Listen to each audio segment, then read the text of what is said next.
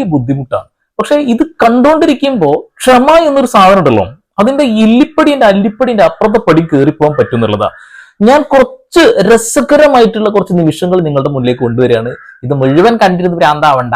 അപ്പൊ ചെറിയ ചെറിയ കട്ടിങ് കണ്ട് നമുക്കന്ന് ഭ്രാന്താവാം. നേരെ പിടിയിലോട്ട് കിടക്കാം.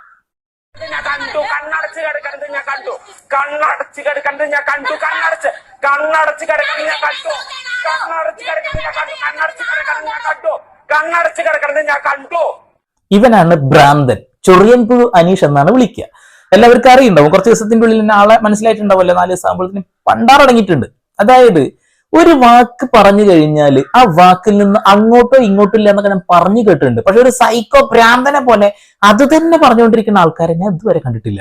ആരെങ്കിലും എന്തെങ്കിലുമൊക്കെ പറയാൻ പോയി കഴിഞ്ഞിട്ടുണ്ടെങ്കിൽ അവൻ എന്തെങ്കിലും ഒരു സ്റ്റേറ്റ്മെന്റ് പറയും. ആ സ്റ്റേറ്റ്മെന്റ് ചെവിട്ടിൽ പാറ്റ പോയ പോലെ പറഞ്ഞുകൊണ്ടേയിരിക്കും എന്നുള്ളതാ.